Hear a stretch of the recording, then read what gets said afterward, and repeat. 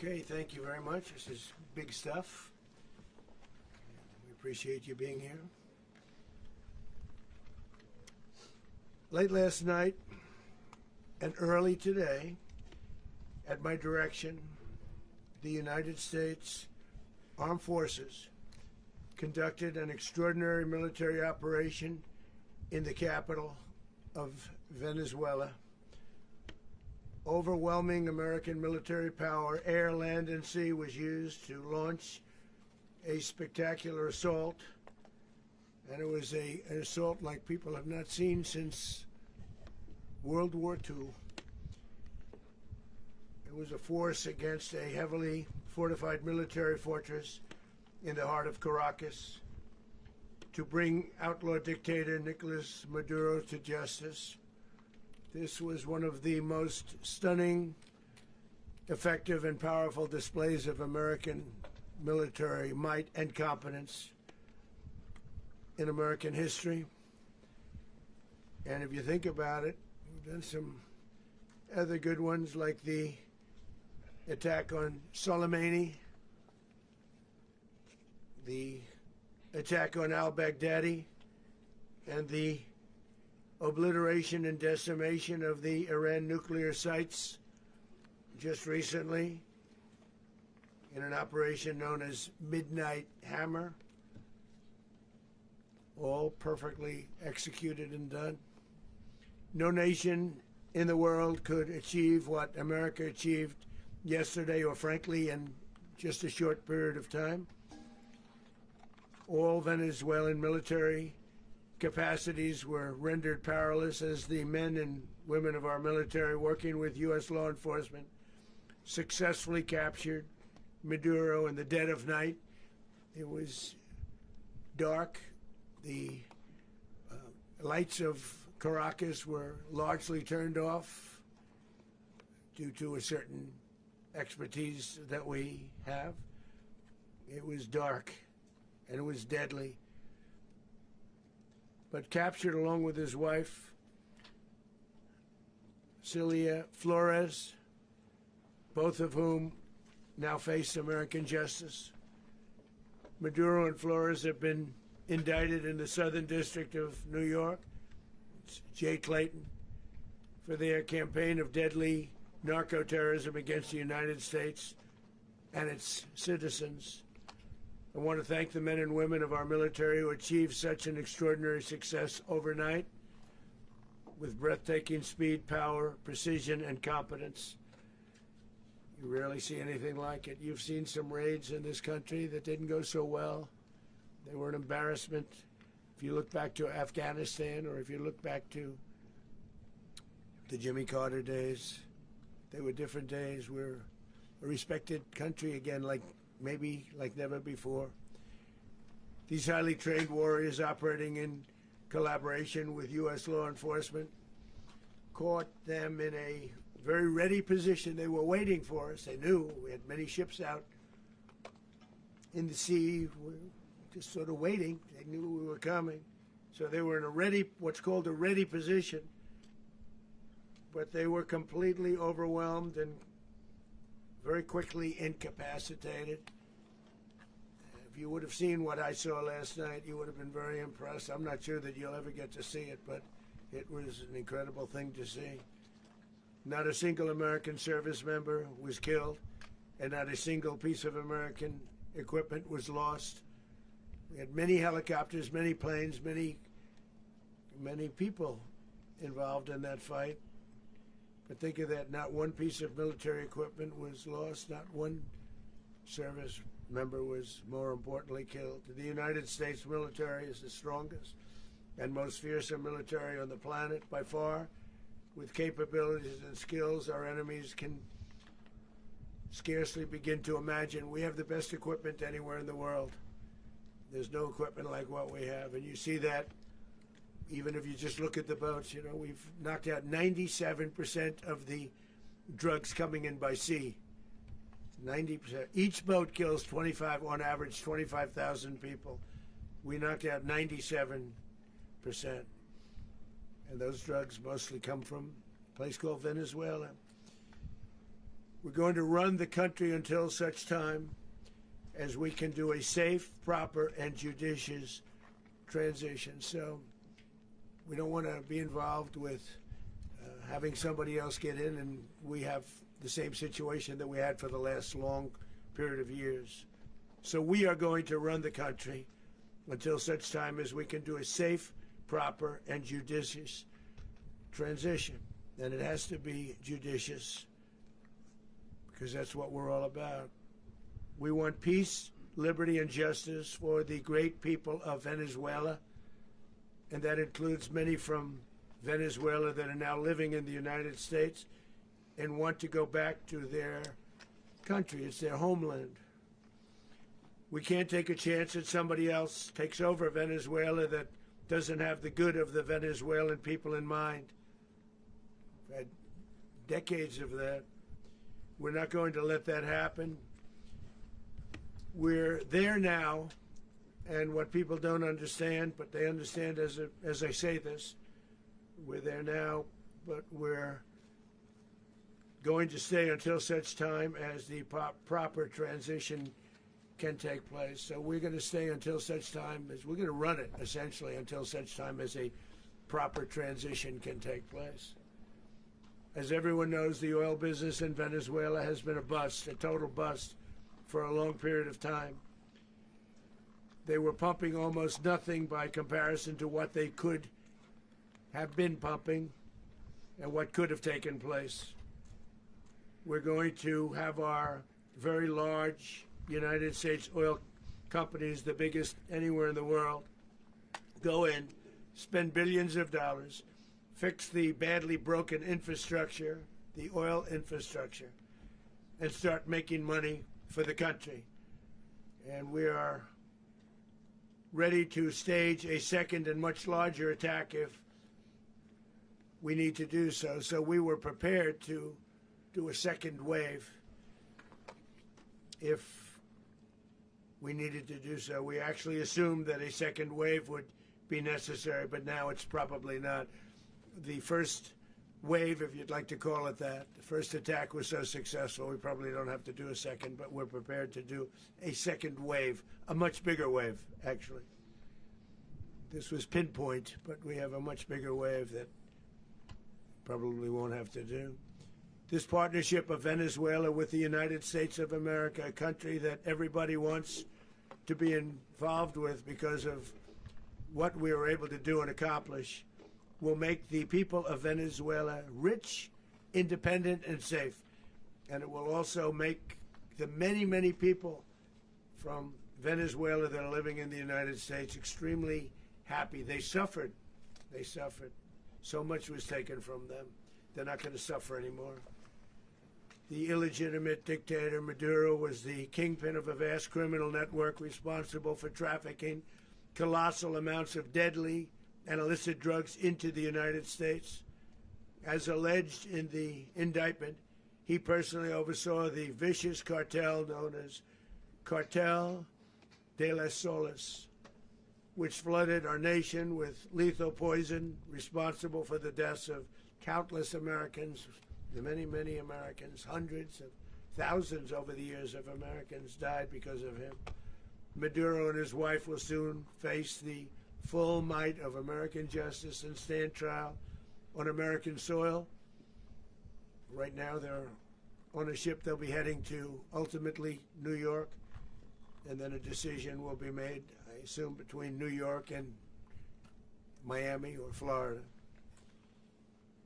But we have people where the overwhelming evidence of their crimes will be presented in a court of law. And I've seen it. I've seen what we have. It's both horrible and breathtaking that something like this could have been allowed to take place. For many years after his term as president of Venezuela expired, Maduro remained in power and waged a ceaseless campaign of violence, terror, and subversion against the United States of America, threatening not only our people, but the stability of the entire region. And you all saw it. In addition to trafficking gigantic amounts of illegal drugs that inflicted untold suffering and human destruction all over the country, all over in particular the United States. Maduro sent savage and murderous gangs, including the bloodthirsty prison gang Tren de Aragua, to terrorize American communities nationwide, and he did indeed. They were in Colorado. They took over apartment complexes. They cut the fingers off people if they called police. They were brutal, but they're not so brutal now. And I just have to congratulate our military, Pete and everybody, and our National Guard, because the job that they've done, whether it's in Washington, D.C., where we have a totally safe city, where it was one of the most unsafe cities anywhere in the world, frankly, and now we have no crime in Washington, D.C. We haven't had a killing. We had the terrorist attack a few weeks ago. A little bit of a different kind of a threat, but we haven't had a killing in a long period of time, 6-7 months. We used to have two, on average, 2 a week in Washington, our capital. We don't have that anymore. The restaurants are opening. Everyone's happy. They're going, they're walking their daughters, they're walking their children, their wives. They walk to restaurants. Restaurants are opening all over Washington, D.C. So I want to thank the National Guard. I want to thank our military. And I want to thank law enforcement. It's been amazing. And they should do it with more cities. We're doing it, as you know, and we're doing it in Memphis, Tennessee right now, and crime is down. We've just sort of started a few weeks ago, but crime is down now 77%. And the governor of Louisiana called, great person, and he wanted us to help him, as you know, in a certain very nice part of Louisiana, and we have done that. It was a rough section, and we have crime down. I understand it's down to almost nothing already after 2.5 weeks. New Orleans, it's down to almost nothing, and we've only been there for 2.5 weeks. Can't imagine why governors wouldn't want us to help. We also helped, as you know, in Chicago, and crime went down a little bit there. We did a very small help because we had no working ability with the governor. The governor was a disaster, and the mayor was a disaster. But it knocked down crime. But we're pulling out of there when they need us. We'll know. You'll know. You'll be writing about it. And likewise, Los Angeles, where we saved Los Angeles early on, where the head of the police department made a statement that if the federal government didn't come in, we would have lost Los Angeles. That's long after the fires. That's when they had the riots in Los Angeles. We did a great job. Got no credit for it whatsoever, but that's okay. It doesn't matter. We don't need the credit. But we'll be pulling out when they need us. They'll call, or we'll go back if we have to. We'll go back. But we did a great job in various cities. But the place that we're very proud of is Washington, D.C., because it's our nation's capital. We took it from being a crime-ridden mess to being one of the safest cities in the country. But the gangs that they sent raped, tortured, and murdered American women and children. They were in all of the cities I mentioned, Tren de Aragua. And they were sent by Maduro to terrorize our people, and now Maduro will never again be able to threaten an American citizen or anybody from Venezuela. There will no longer be threats. For years I've highlighted the stories of those innocent Americans whose lives were so heartlessly robbed by this Venezuelan terrorist organization. Really one of the worst. One of the worst, they say the worst. Americans like 12-year-old Jocelyn Nungary from Houston. Beautiful Jocelyn Nungary, what happened to her? They, as you know, they kidnapped, assaulted, and murdered by Tren de Aragua animals. They murdered Jocelyn and left her dead under the bridge. There was a bridge that will never be the same to so many people after seeing what happened. As I've said many times, the Maduro regime emptied out their prisons, sent their worst and most violent monsters into the United States to steal American lives. And they came from mental institutions and insane asylums. They came from prisons and jails. The reason I say both, they sound similar. Actually, prisons, little bit more hostile, a little bit tougher. A mental institution isn't as tough as an insane asylum, but we got them both. They sent from their mental institutions, they sent from their jails, prisons. They were drug dealers, they were drug kingpins, they sent everybody bad into the United States. But no longer, and we have now a border where nobody gets through. In addition, Venezuela unilaterally seized and stole American oil, American assets, and American platforms, costing us billions and billions of dollars. They did this a while ago, but we never had a president that did anything about it. They took all of our property. It was our property. We built it. And we never had a president that decided to do anything about it. Instead, they fought wars that were 10,000 miles away. We built Venezuela oil industry with American talent, drive, and skill, and the socialist regime stole it from us during those previous administrations, and they stole it through force. This constituted one of the largest thefts of American property in the history of our country. Considered the largest theft of property in the history of our country.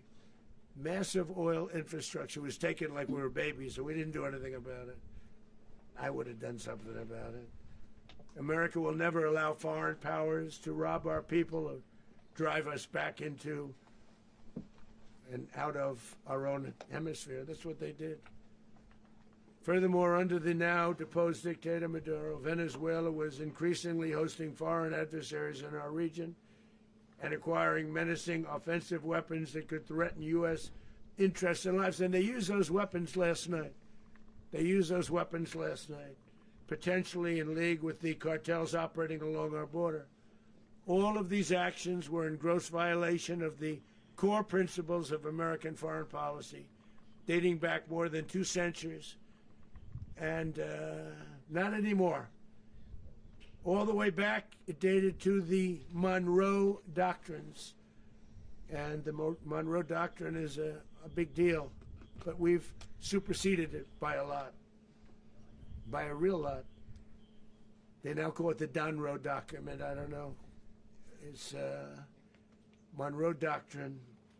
We sort of forgot about it. It was very important, but we forgot about it. We don't forget about it anymore. Under our new national security strategy, American dominance in the Western Hemisphere will never be questioned again. Won't happen. So just in concluding, for decades, other administrations have neglected or even contributed to these growing security threats in the Western Hemisphere. Under the Trump administration, we are reasserting American power in a very powerful way in our home region. And our home region is very different than it was just a short while ago. The future will be, and we did this in my first term. We had great dominance in my first term, and we have far greater dominance right now. Everyone's coming back to us. The future will be determined by the ability to protect commerce and territory and resources that are core to national security. These are core to our national security.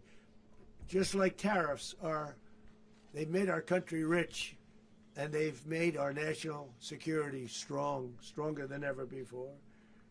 But these are the iron laws that have always determined global power.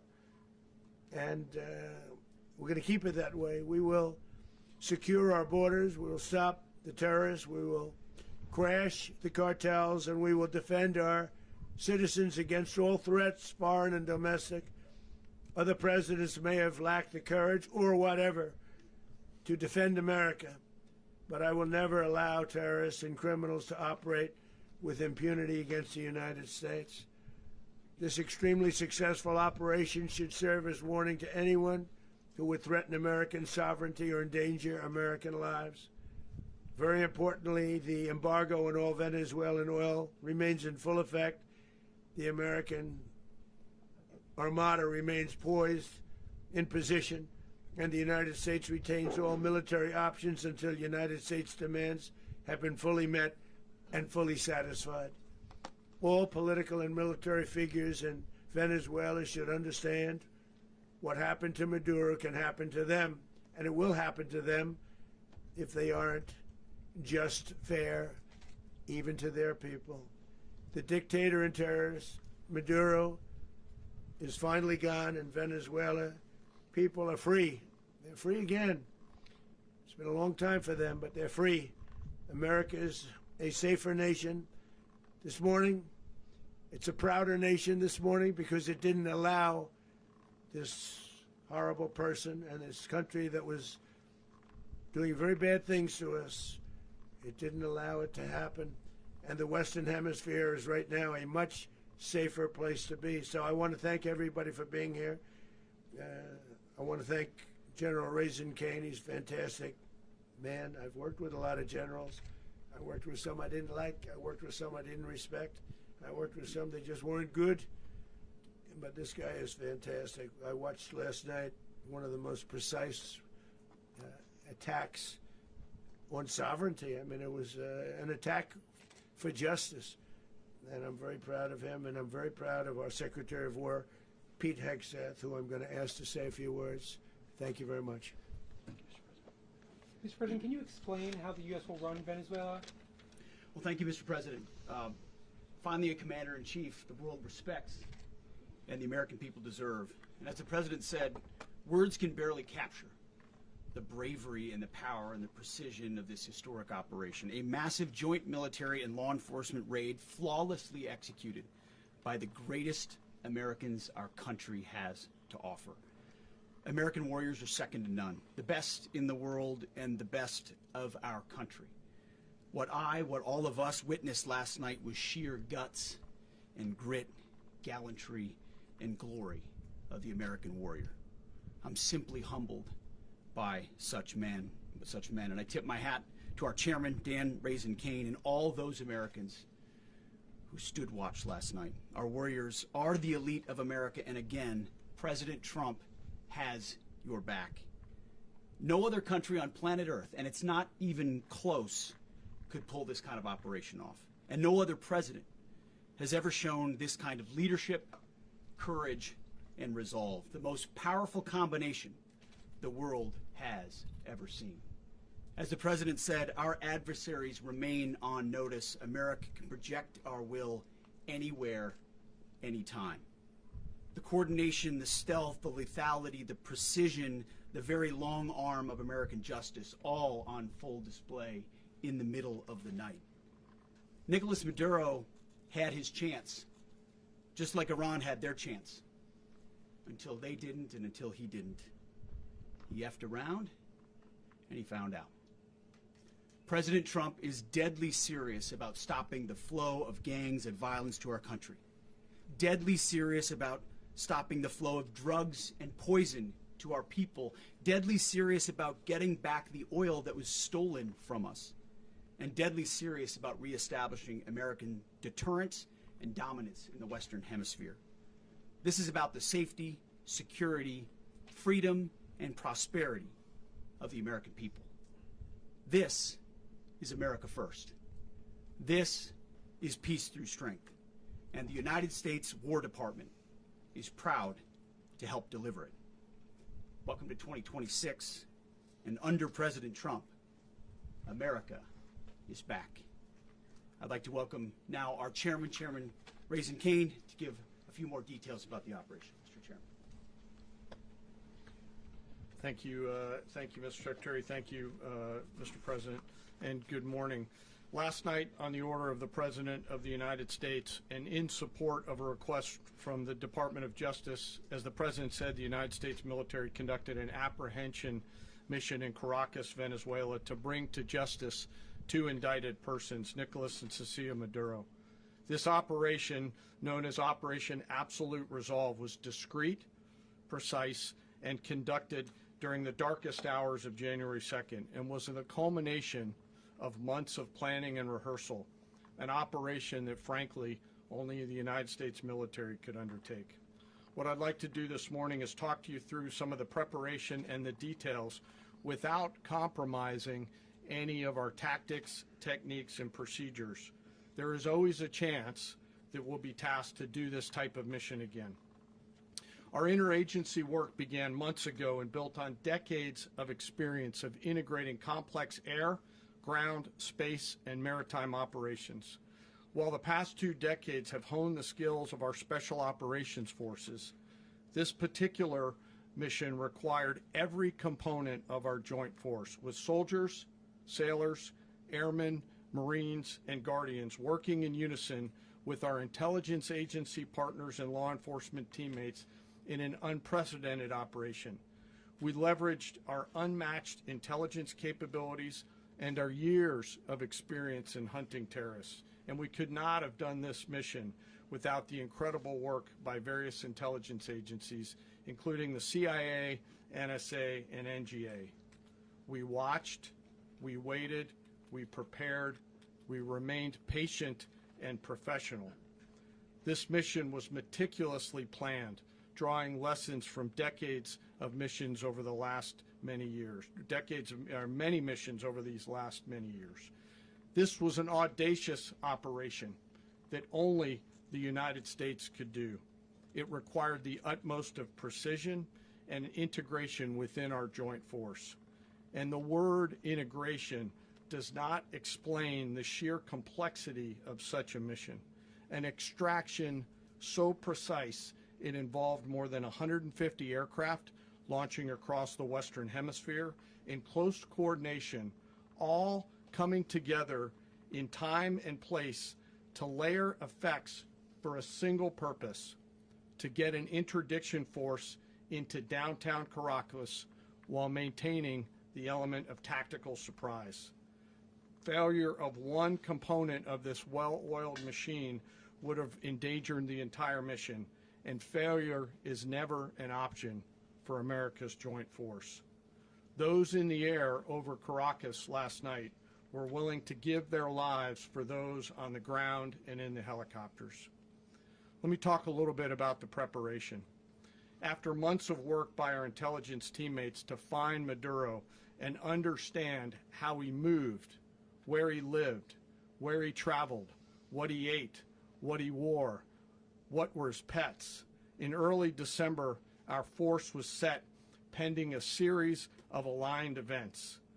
Key was choosing the right day to minimize the potential for civilian harm and maximize the element of surprise and minimize the harm to the indicted personnel so, as the President said, they could be brought to justice. And as the President said earlier today, weather in Venezuela is always a factor this time of the year. And over the weeks through Christmas and New Year's, the men and women of the United States military sat ready, patiently waiting for the right triggers to be met and the President to order us into action. Last night, the weather broke just enough, clearing a path that only the most skilled aviators in the world could maneuver through.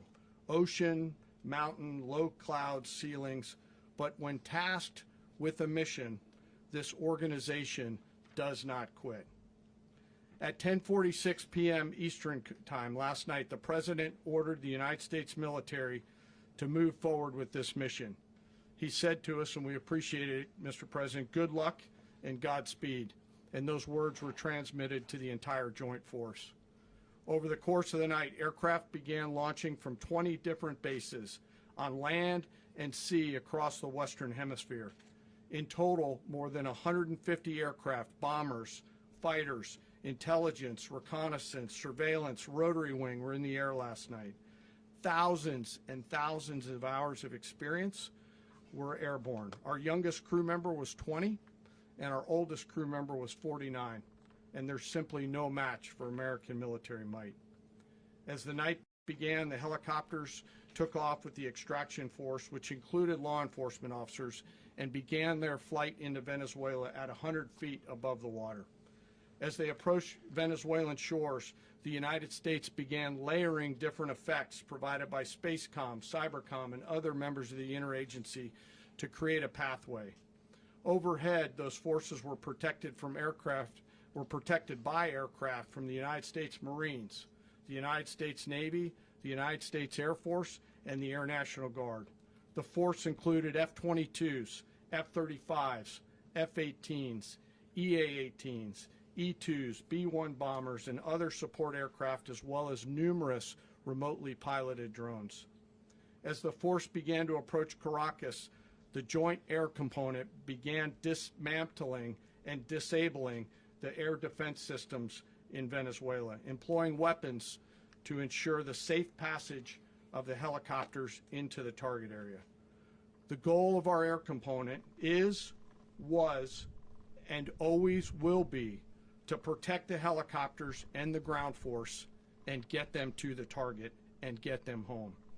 As the force crossed the last point of high terrain where they'd been hiding in the clutter, we assessed that we had maintained totally the element of surprise. As the helicopter force ingressed towards the objective at low level, we arrived at Maduro's compound at 1:01 a.m. Eastern Standard Time, or 2:01 a.m. Caracas local time, and the apprehension force descended into Maduro's compound and moved with speed, precision, and discipline towards their objective, and isolated the area to ensure the safety and security of the ground force while apprehending the indicted persons. On arrival into the target area, the helicopters came under fire, and they replied with that fire with overwhelming force in self-defense. One of our aircraft was hit but remained flyable, and as the President said earlier today, all of our aircraft came home, and that aircraft remained flyable during the rest of the mission. As the operation unfolded at the compound, our air and ground intelligence teams provided real-time updates to the ground force, ensuring those forces could safely navigate the complex environment without unnecessary risk. The force remained protected by overhead tactical aviation. Maduro and his wife, both indicted, gave up and were taken into custody by the Department of Justice, assisted by our incredible U.S. military with professionalism and precision, with no loss of U.S. life. After securing the indicted persons, the force began to prep for departure. Helicopters were called in to exfiltrate the extraction force, while fighter aircraft and remotely piloted aircraft provided overhead coverage and suppressive fire. There were multiple self-defense engagements as the force began to withdraw out of Venezuela. The force successfully exfiltrated and returned to their afloat launch bases, and the force was over the water at 3:29 a.m. Eastern Standard Time with indicted persons on board. And both Maduro and his wife were embarked aboard the USS Iwo Jima. In closing, what we've witnessed today is a powerful demonstration of America's joint force. We think, we develop, we train, we rehearse, we debrief, we rehearse again and again, not to get it right, but to ensure that we cannot get it wrong. Our jobs are to integrate combat power so when the order comes, we can deliver overwhelming force at the time and the place of our choosing against any foe anywhere in the world. I am immensely proud today of our joint force and filled with gratitude to represent them here today. There is simply no mission too difficult for these incredible professionals and the families that stand by them and support them. As we stand here this morning, our forces remain in the region at a high state of readiness, prepared to project power, defend themselves, and our interests in the region. This operation is a testament to the dedication and unwavering commitment to justice and our resolve to hold accountable those who threaten peace and stability. In closing, I want to express my heartfelt gratitude to the brave men and women who executed this mission. Their courage and tireless commitment to our nation are what makes us strong. Thank you, Mr. Secretary, and thank you, Mr. President. Well, I don't have much to add to what you've heard now, other than the following points. Nicolas Maduro was indicted in 2020 in the United States. He is not the legitimate president of Venezuela. That's not just us saying it. The first Trump administration, the Biden administration, the second Trump administration, none of those three recognized him. He's not recognized by the European Union and multiple countries around the world. He is a fugitive of American justice with a $50 million reward, which I guess we saved $50 million. And We should make sure. yeah, exactly. But Don't let anybody claim it. Nobody deserves it but us. But I want to be clear about one thing. Nicolas Maduro had multiple opportunities to avoid this. He was provided multiple very, very, very generous offers and chose instead to act like a wild man, chose instead to play around. And the result is what we saw tonight.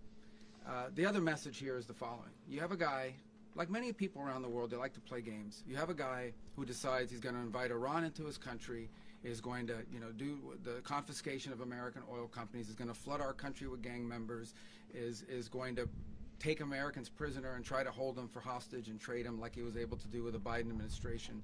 Basically likes to play games all this time and thinks nothing's going to happen. And I hope what people now understand is that we have a president. The 47th president of the United States is not a game player. When he tells you that he's going to do something, when tells you he's going to address a problem, he means it. He actions it.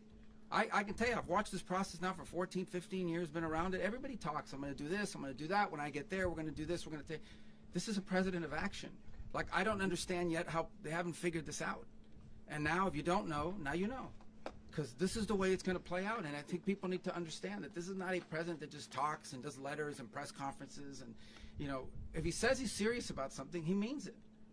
And this is something that was a direct threat to the national interest of the United States. And the president addressed it. There's a president of peace, by the way. I told you what I just said earlier. This guy had multiple opportunities to find his way somewhere else and figure out another. He could have been living somewhere else right now very happy. But instead, he wanted to play big boy. And so now, he's got other sets of problems on his hands. And but I think the message here should be for the world. Look, the president doesn't go out looking for people to pick fights with. He's not generally wants to get along with everybody. We'll talk and meet with anybody. But don't play games. Don't play games with this president's in office because it's not going to turn out well.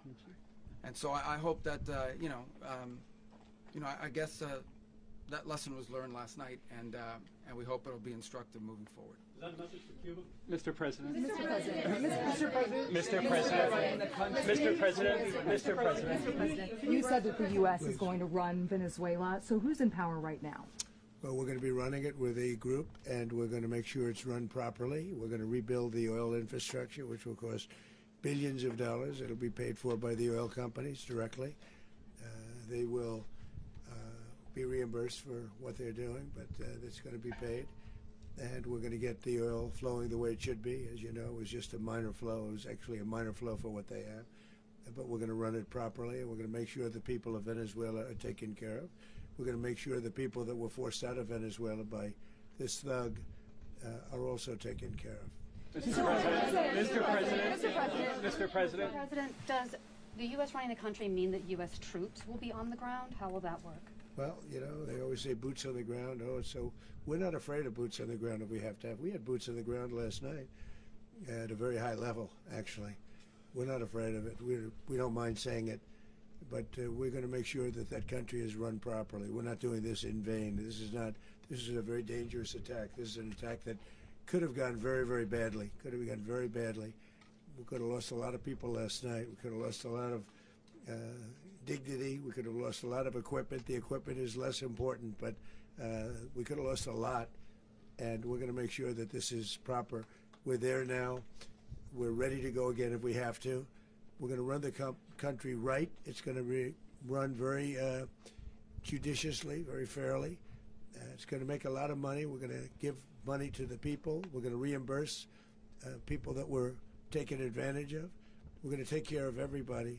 It's very important. We couldn't let them get away with it. They stole our oil. We built that whole industry there, and they just took it over like we were nothing. And we had a president that decided not to do anything about it. So we did something about it. We're late, but we did something about it. Yeah, please. Mr. President, can you explain the exact mechanism by which you're going to run the country? Are you going to designate a U.S. official to coordinate? Yes, it's all being done right now. We're designating people. We're talking to people. We're designating various people, and we're going to let you know who those people are. Mr. President. What's the group you mentioned that would run Venezuela? Well, it's largely going to be, for a period of time, the people that are standing right behind me. We're going to be running it. We're going to be bringing it back. It's a dead, I talk about a dead country. A year and a half ago, we were a dead country. Now we're the hottest country anywhere in the world. We're a country doing better than any country anywhere in the world, and it required leadership. Venezuela has a lot of bad people in there, a lot of bad people that shouldn't be leading. We're not going to take a chance that one of those people take over for Maduro. So you can look at, and others, we have fantastic people, including people in the military. So we're going to have a group of people running it until such time as it can be put back on track, make a lot of money for the people, and give people a great way of life, and also reimbursement for people in our country that were forced out of Venezuela. Mr. President, Rubio would be. you said earlier today that you weren't going to back Machado to come back and be the opposition leader in your Fox and Friends interview. And then you also mentioned the vice president of Venezuela. Are you going to work with the vice president of Venezuela, or how do you foresee the relationship Well, going? I understand she was just sworn in, but she was, as you know, picked by Maduro. So Marco's working on that directly. He just had a conversation with her, and she's essentially willing to do what we think is necessary to make Venezuela great again. Very simple. Mr. President, Colombian President Gustavo Petro, a couple weeks ago, you said he's got to watch his ass. And today, he said he's not concerned about anything happening to him in the aftermath of this operation. So, just what your message is Well, about he that. has cocaine mills. He has factories where he makes cocaine. And yeah, I think I stick by my first statement. He's making cocaine and they're sending it into the United States. So he does have to watch his ass. Mr. President, Did you notify any members of Congress in advance? Marco, do you want to talk about that? Because you were involved in Sure. We call members of Congress immediately after. This was not the kind of mission that you can do congressional notification on. It was a trigger-based mission in which conditions had to be met night after night. We watched and monitored that for a number of days. So it's just simply not the kind of mission you can call people and say, hey, we may do this at some point in the next 15 days. But it's largely a law enforcement function. Remember, at the end of the day, at its core, this was an arrest of 2 indicted fugitives of American justice, and the Department of War supported the Department of Justice in that job. Now, there are broader policy implications here, but it's just not the kind of mission that you can pre-notify because it endangers the mission. Mr. President, If I could add one thing to that. Congress has a tendency to leak. This would not be good. If they leaked, General, I think it would have been maybe a very different result. But I have to say, they knew we were coming at some point, We had a lot of ships out there. They sort of knew we were coming. But Congress will leak, and we don't want leakage. Mr. President, you were one of the only people to watch this all play out live. What was Maduro doing when the U.S. forces entered what I assume would be his home? And also, was there any point where the U.S. was considering, if Maduro pushed back or resisted, killing Maduro? It could have happened. It could have happened. He was trying to get into a safe place. You know what a safe place is, all steel. And he wasn't able to make it to the door because our guys were so fast. They went through the opposition so fast. And there was a lot of opposition. People were wondering, do we get them by surprise? Sort of surprised, but they were waiting for something. It was a lot of opposition. There was a lot of gunfire. You saw some of it today. But he was trying to get to a safe place, which wasn't safe because we would have had the door blown up in about 47 seconds, they say on average, regardless of how thick the steel was. It was a very thick door. It was a very heavy door, but he was unable to get to that door. He made it to the door. He was unable to close it. So where's Maduro going to be? Go ahead, finish. Where is Maduro going to be in the time being right now? Do you know his exact Well, whereabouts? eventually, ultimately, in the near future, he's going to be brought to New York. And where is he going to be held? Where is he going to be held in New York? Do you know? That's going to be up to the officials that do these things. Mr. President, the U.S. has something of a mixed track record of ousting dictators without necessarily a plan for what comes afterwards. Not with Did me, that though. weigh on your decision Well, that's making? when we had different presidents, but with me, that's not true. With me, we've had a perfect track record of winning. We win a lot, and we win. If you look at Soleimani, you look at al-Baghdadi, you look at the Midnight Hammer. Midnight Hammer was incredible. Right now, you wouldn't have peace in the Middle East. We have essentially peace in the Middle East because of that. If we weren't successful with Midnight Hammer, you wouldn't have peace in the Middle East. So, with me, you've had a lot of victory. You've had only victories. You've had no losses. Yeah. Mr. President, can you? How long do you expect the U.S. to run Venezuela, and how soon do you want the Venezuelan people to hold elections? So I'd like to do it quickly, but it takes a period of time. We're rebuilding. We have to rebuild their whole infrastructure. Does The that reach infrastructure months, is rotted. years? it's actually very dangerous. It's a, blow-up territory. Oil is very dangerous. It's a very dangerous thing to take out of the ground. It can kill a lot of people. It has killed a lot of people doing just that. The infrastructure is old. It's rotted. Much of it is stuff that we put there 25 years ago, and we're going to be replacing it. And we're going to take a lot of money out so that we can take care of the country. Are you saying that Secretary Rubio and Mr. President, China, Russia, and Iran have interests in Venezuela. How does this operation affect your relationships with them when it comes to the oil and drugs? Well, in terms of China and Russia, Russia when we get things straightened out. But in terms of other countries that want oil, we're in the oil business. We're going to sell it to them. We're not going to say we're not going to. In other words, we'll be selling oil, probably in much larger doses because they couldn't produce very much because their infrastructure was so bad. So we'll be selling large amounts of oil to other countries, many of whom are using it now, but I would say many more will come. Are you saying that, Mr. President, are you saying that? Mr. President, thank you. What is your message to the people of Venezuela today? Of course, the civilian population specifically, they have a lot of questions. What is your message to the people of Venezuela? That you're going to have peace, justice. You're going to have some of the riches that you should have had for a long period of time. It was stolen from you. But you're going to have peace and you're going to have safety. You're going to have justice. You're going to have a country. You're going to have a real country. You're going to have potentially a great country. You know, if you go back 20 years, maybe even a little longer ago, that was a great country. And they destroyed it.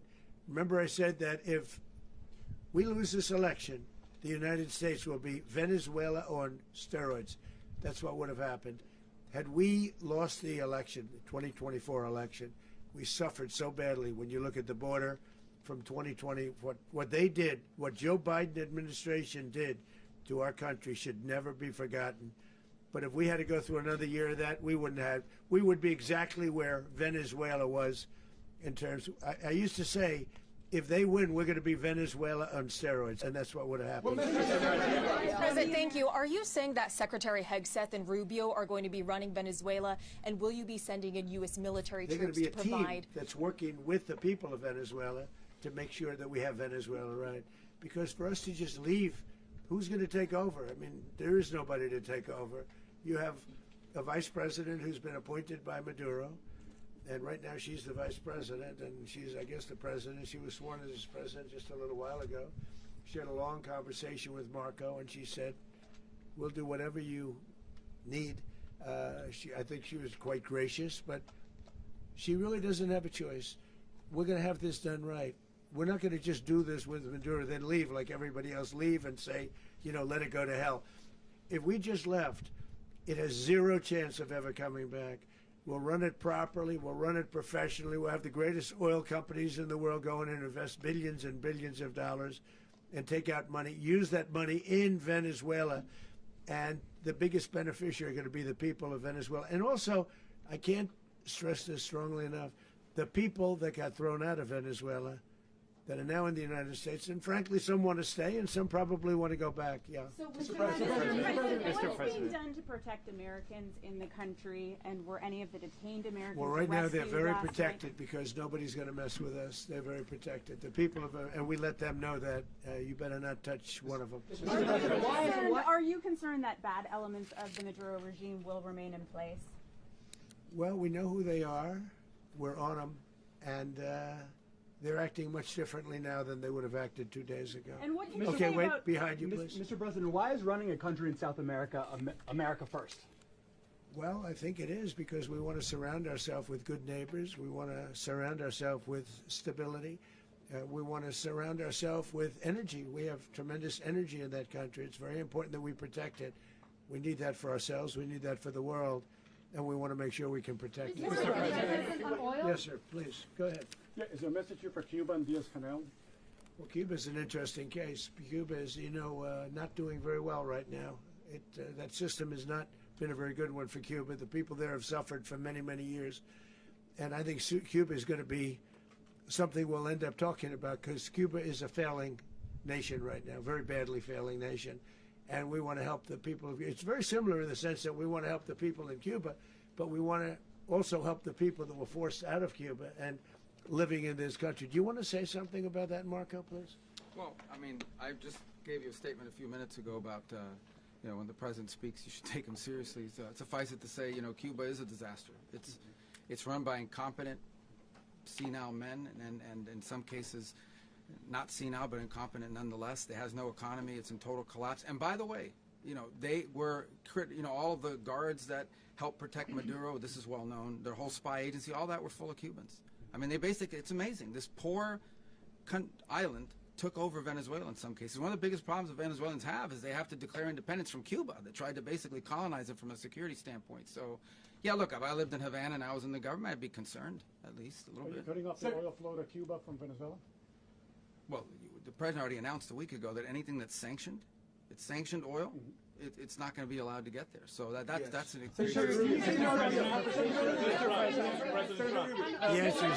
answer is yes. Mr. President, Is the U.S. aware of the location of opposition leader Machado, and have you been in contact with her? No, we haven't. Mr. President, on Monday. Oh, I think it would be very tough for her to be the leader. She doesn't have the support within or the respect within the country. She's a very nice woman, but she doesn't have the respect. Mr. President, is it possible that the U.S. ends up administrating Venezuela for years? Well, it won't cost us anything because the money coming out of the ground is very substantial, so it's not going to cost us anything. So the U.S. isn't going to dedicate we will. money to... Well, we want safety there. We want to be surrounded by countries that aren't housing all of our enemies all over the world. That's what was happening, and you don't want to have that. But we're going to be rebuilding, and we're not spending money. The oil companies are going to go in. They're going to spend money. We're going to take back the oil that, frankly, we should have taken back a long time ago. A lot of money is coming out of the ground. We're going to get reimbursed for all of that. We're going to get reimbursed for everything that we spend. So it's going to be a very important. This is a very big evening that took place last night. We have to be surrounded by safe, secure countries, and we also have to have energy. Very important. We have to have energy that's real energy, not where they're getting 4% and 5% of the energy out of the ground. You take a look. It was such a disaster. So what's going to happen with Venezuela, I think, over the next period of a year is going to be a great thing, and the people of Venezuela will be the biggest beneficiaries. Mr. President, on Monday, U.S. military. Mr. President, thank you. What did you last speak to Maduro about when you spoke? And is the Well, I don't want to get into the conversations, but I did have conversations with him, and I said, you got to surrender.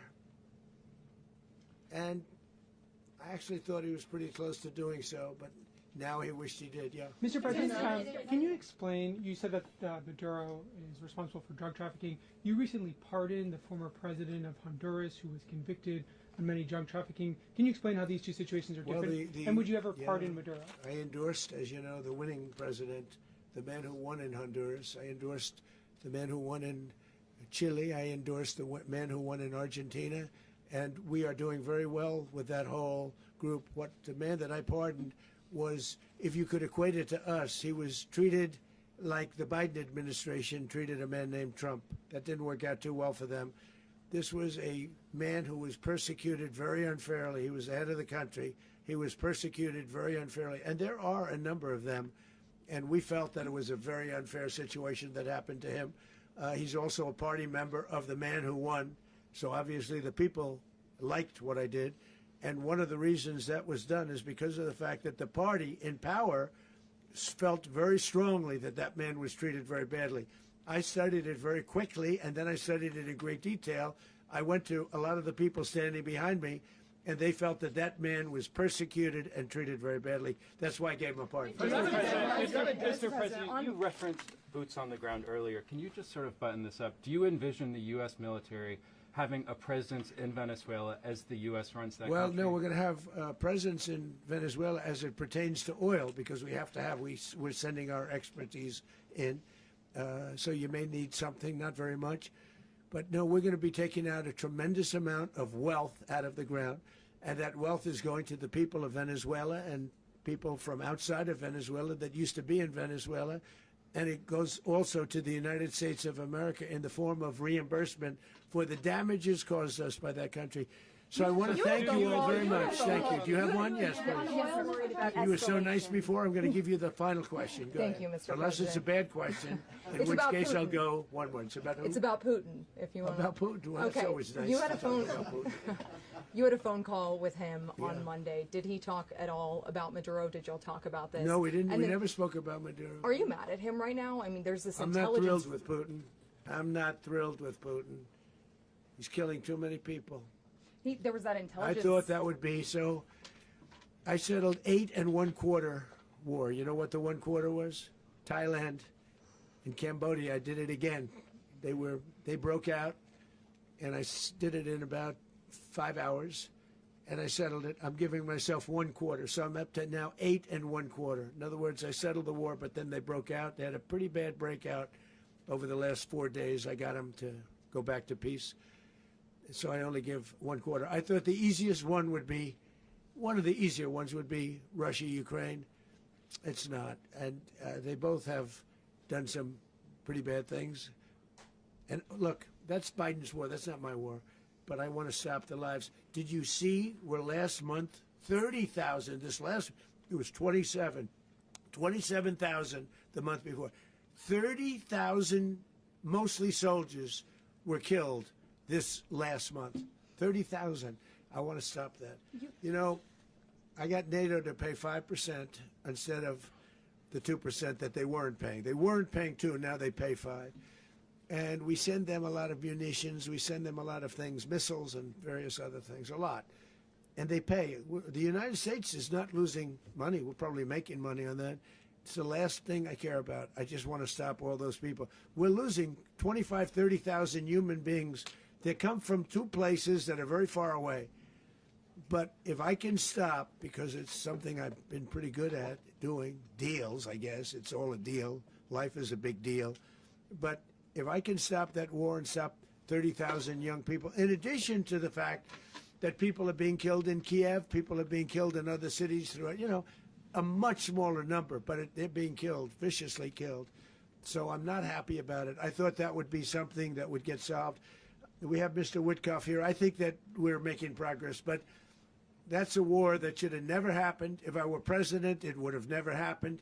Putin says it. Everybody says it. If I were president, that would have never happened. But I inherited that war. That was Joe Biden, Zelensky, and Putin.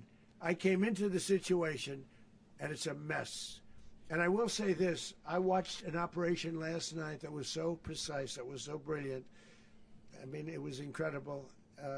If we had our people, like this general, and our people involved, that war would not have gone on very long, that I can tell you. You told me that war, to use an old term, that war has become a bloodbath.